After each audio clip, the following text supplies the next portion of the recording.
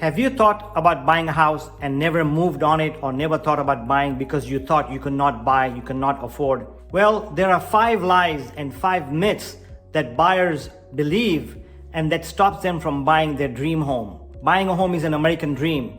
So let's talk in this video the 5 lies that may be stopping you from home and what the myths are out there about the home buying and the American dream.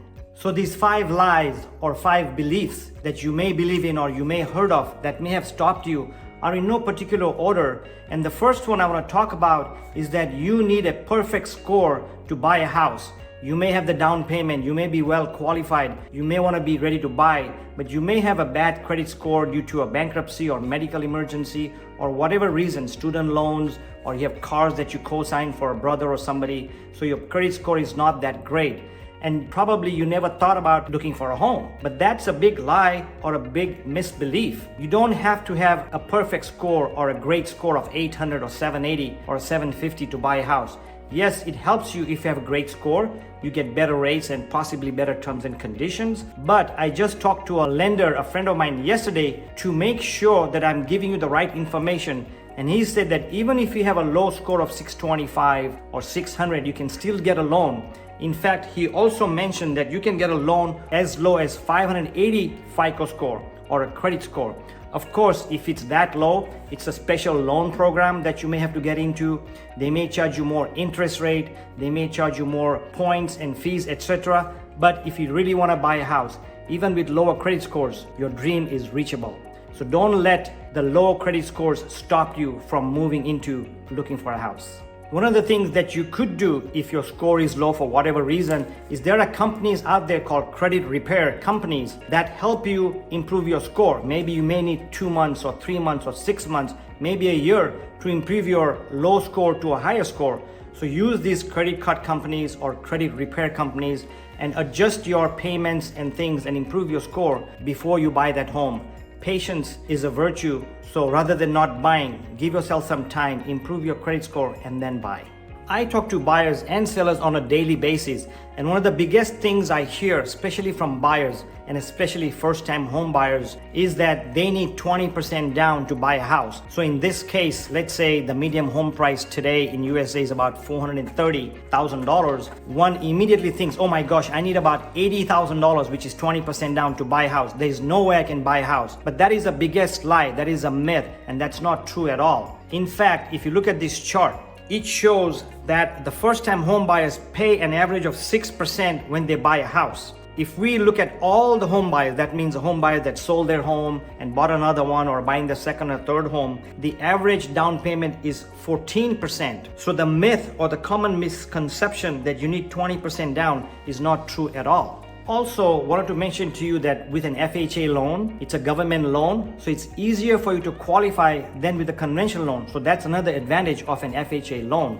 Of course, if you put 20% down, the advantage, and a lot of people, especially a lot of my buyers put 20% down, is that you have no PMI, which is the private mortgage insurance. So if you put 20% down, there's no PMI, but if you put less than 20% down on an FHA loan or a conventional loan, you will pay the private mortgage insurance, which could be anywhere from $100 a month to $300 a month, depending on your loan amount.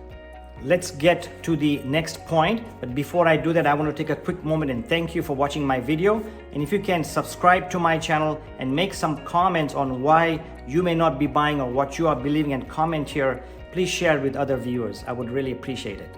The other myth or the other lie is that buying is better than renting. Well, you know what? That is true if you look at the factor that homeowners have 40 times more net worth than renters. But sometimes renting is better than buying.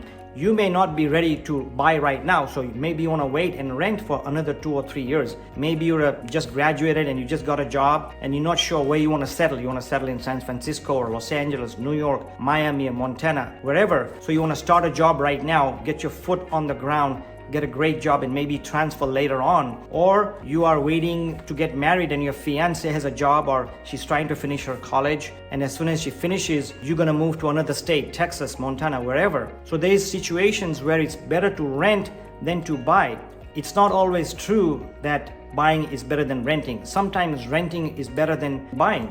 Some people I know, I have a friend of mine, he works for a company and he travels a lot. the company sends him out for 6-7 months at a time to different states.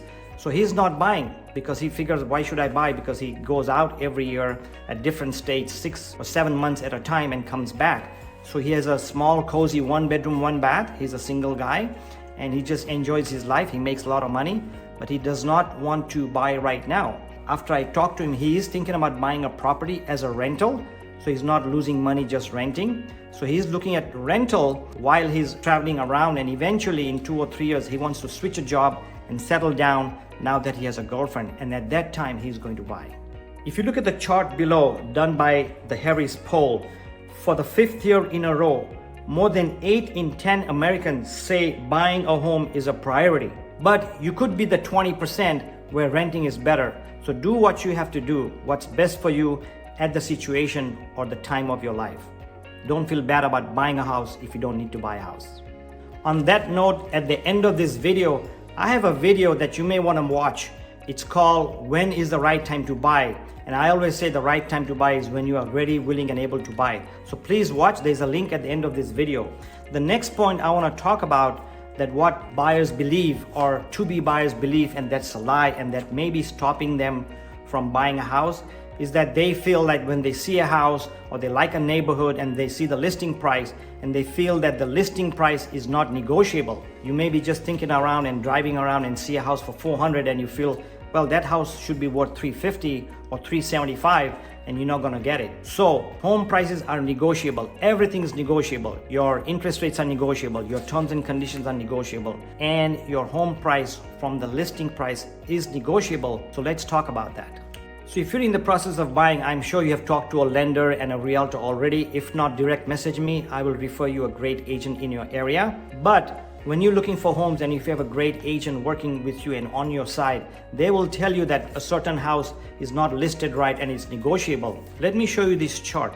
There was a survey done by Business Insider, and they say that the biggest mistakes sellers make is overpricing their home. I've been doing real estate for 25 to 30 years, and I see that every year, anywhere from 20 to 40% in our multiple listing service, which is the CRMLS, which I belong to and am a member, 20 to 40% of the homes don't sell, even in a hot market. The last 3, 4, 5 years have been very hot. Multiple offers, overbidding, yet 20, 30, 40% of the homes don't sell. That's because the number one reason, there's a lot of reasons why homes don't sell, is because they are overpriced. So if you're a buyer, don't get scared of the listing price. If you feel that it's high with your agent, if you know the neighborhood, if you know the area, and you and your agent determine that this house is overpriced, make them a lower offer. Not a lowball offer, but make them an offer. If they're asking for $400,000, and if you feel the comps or the comparatives are showing the house should be $350,000 or $375,000, make an offer and let them know that this is the price. You'll be surprised how many times the sellers come down from the listing price. Just like buyers want a great deal and don't want to pay the full price, that's just psychological. Sellers want the highest price, so they're gonna ask for the highest price and see what they can get. So home prices are negotiable. Don't let that stop you from buying your dream home. Work with your realtor. You'll be glad you did.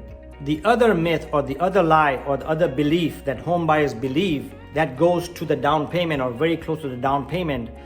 The other belief or the other lie that home buyers believe, just like that you need a big down payment, is that the mortgage cost is the only cost. When they go to buy, they find out that, wait a minute, there's a mortgage cost, there's lending fees and appraisal fees. But then you also find out, and a lot of the buyers are not aware of it, there are other costs. So let's talk about the 2 or 3 other costs other than your getting your loan cost, which is very obvious.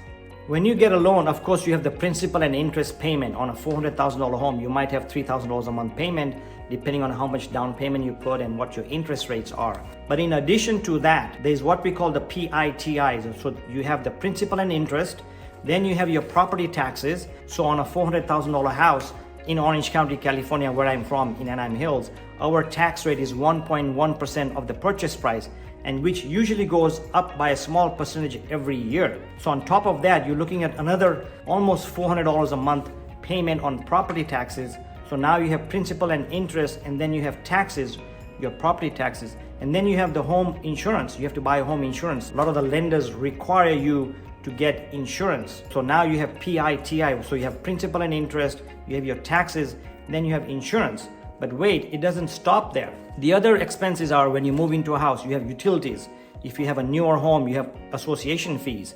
You have TVs. 99.9% of the homes have TVs.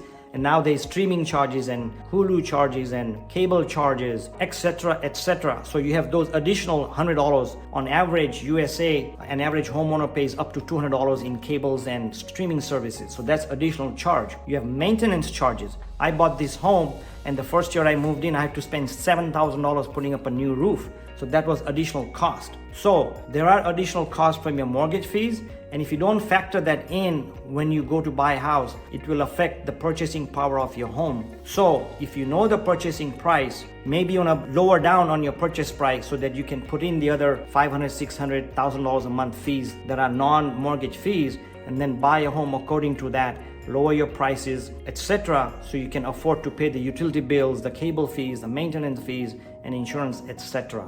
As I mentioned earlier, if you're thinking about buying a house, congratulations. And if you're thinking about when is the best time to buy a house, especially for you, watch this video. It explains to you when is a good time to buy a house.